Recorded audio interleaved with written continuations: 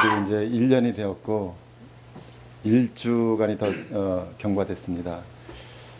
저한테는 참 어려운 기간이었지만 저는 지난 1년 동안이 저의 믿음의 생활에 있어서 가장 행복했고 또 항상 기뻐하고 범사에 감사하고 또 기도할 수 있는 시간이었습니다. 그것은 하나님의 물론 사랑이었지만 우리 이 믿음의 형제 자매들 덕분이었습니다. 특별히 우리 도단 전원교회 우리 형제 자매들이 저를 얼마나 사랑하는지 저는 참 감사했습니다. 다시 한번 감사드리겠습니다. 저는 그 항암 치료를 받고 도단 전원교회 이렇게 오면서 형제들의 자매들의 사랑을 많이 받았지만 한편으로는 마음에 부족한 것이 있었어요. 그것은 뭐냐면 교회라는 것이 다시 한번 생각했습니다. 주는 그리스도시요 살아계신 하나님의 아들이다라는 고백하는 것과 또 하나님으로부터 부름받으신 자들의 모임이라는 그런 신학적인 그런 것 말고 실제적인 것은 성경에서는 바로 더불어 마음을 같이하여 함께 오로지 기도에 힘쓰는 것이었습니다. 성령이 임했던 오순절에도 보면 다 함께 한 곳에 모여 있을 때 성령님께서 임재하셨고요.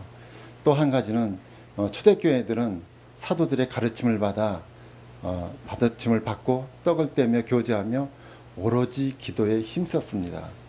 더불어 마음을 같이하고 한 곳에 모여, 그게 바로 교회인 것입니다. 더불어 마음을 같이하고 한 곳에 모여 기도하는 것, 오로지 기도하는 것, 그것이 교회였는데 저는 토요일날 오고 주일날 가니까 더불어 마음을 같이하여 한 곳에 모여 기도할 수 없었던 것이 참 안타까웠습니다. 제가 다녔던 본교회도 제가 철야를 한 20년 동안 거의 빠짐없이 나갔었는데 안 나간 지가 한 5년 됐고 마음이 아프고 몸이 힘드니까 예배를 드릴 수가 없었어요.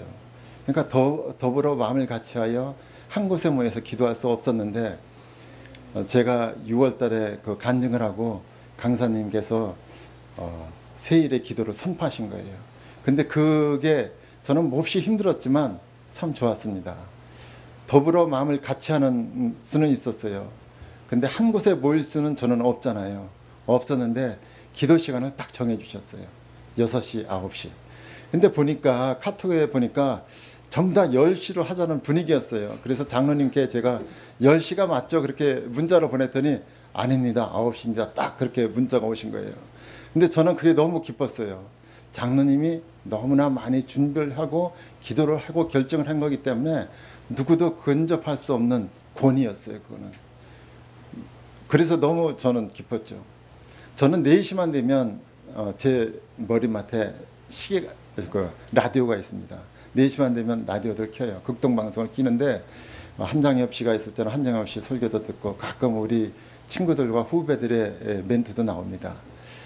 전에는 그걸 틀어놓고 그냥 이렇게 잠자는 법이 없었는데 항암 치료를 하니까 제가 틀어놓고 소리를 못 들어요. 그냥 틀어놓기만 해요. 습관적으로. 그래놓고 그냥 자는 거예요. 그러다 보니까 6시에 가장 깊은 잠을 자는 거예요. 근데 6시가 기도 시간이잖아요. 그래서 한 번은 깨보니까 6시 10분이더라고요. 근데 어쨌든 그 정해진 시간을 주니까 더불어 마음을 같이하여 한 곳에 있지는 않았지만 한 시간대 기도할 수 있었다는 것이 저에겐 너무나 좋았습니다. 그리고 더 놀라운 사실은 제가 이렇게 기도 제목을 써냈는데 저도 우리 도단 전원교회를 위해서 기도를 할 때 강사님이야 모든 사람들이 기도 제목을 보고 다 기도를 했죠. 몸이 컨디션이 안 좋으면 10분, 몸이 컨디션이 좋으면 한 20분 정도 침대에 엎드려서 기도를 했습니다.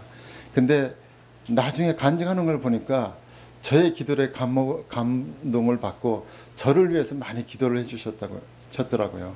근데 저도 사실은 기도하면서 많은 형제 자매들이 저를 위해서 기도를 너무나 많이 열심히 해주는구나 하는 것을 느낄 수 있었습니다. 다시 한번 감사드립니다.